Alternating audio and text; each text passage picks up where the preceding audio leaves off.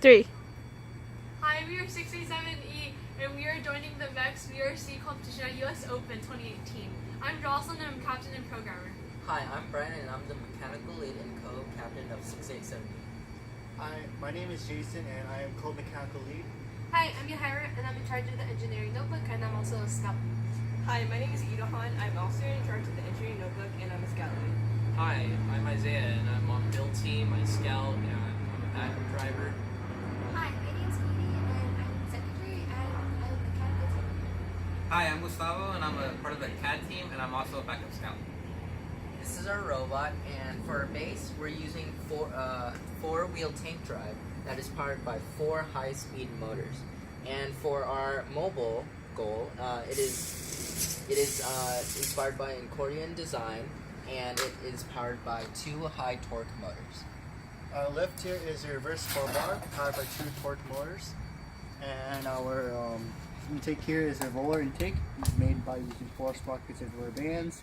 It's connected to a 4-bar lift, which allows it to be aligned over the mobile goal when it's at rest during the click-on cones.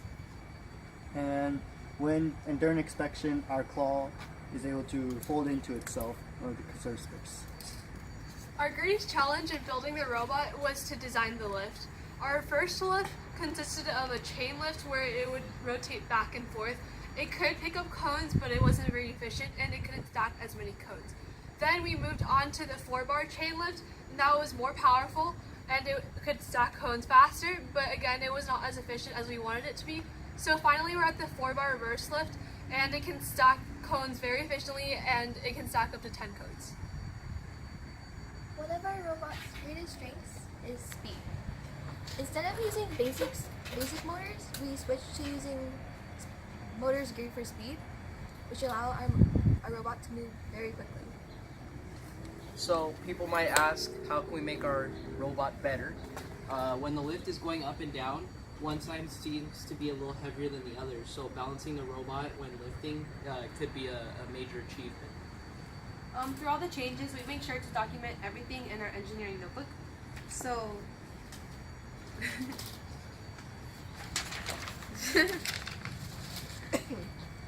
we started off with describing our team and defining the roles that we have.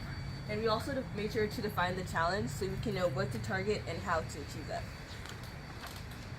we make sure to include the brainstorming processes that we use, and we also make sure to draw visual representations of those brainstorming processes just to help us understand better what we're trying to explain.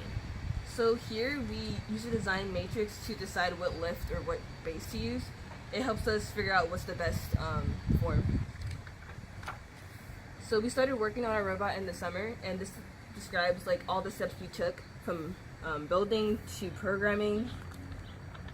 We also made a plan of the materials to use and how to build it, and we followed the design process through brainstorming, developing and testing our solution. This is just some of the program that we include.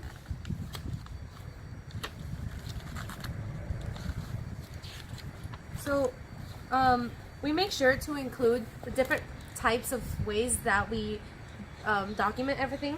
So we identify the problem, we propose a solution, we explain how that solution would work, we list the materials used, and we also like including the visuals.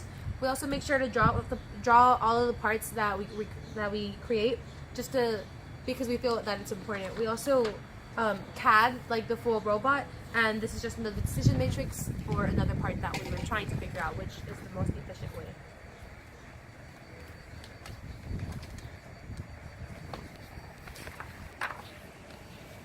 So when trying to decide what we're going to do and how to improve the robot, we use little Venn diagrams, and we show the old thing that we use versus what we could use, and then we make a list of what the pros and cons are to decide what works better. Also, for every competition we participate in,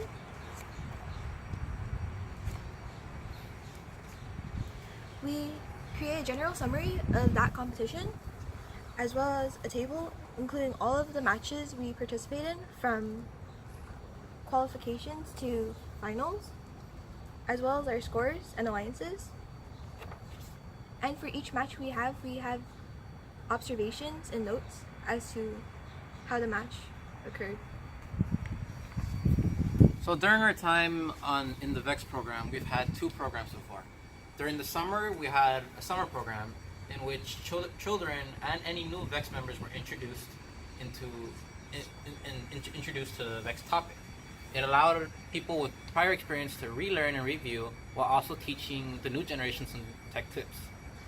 During the summer program, we also provided 2 robots that allowed the middle schoolers who arrived for the program to try to see what it's like to be behind the wheel of a robot. As for the second program, we had what was called an outreach program. This was after every new team that year for VEX Robotics has been seasoned a bit in competitions, and more middle schoolers came to see what has changed. And during that, we were able to display our seasoning along with any experience we've gained, and it also allowed us to gather fresh ideas from the middle schoolers. And want to see our robot in action? Yes. Here's an overview of what you'll be seeing at US Open.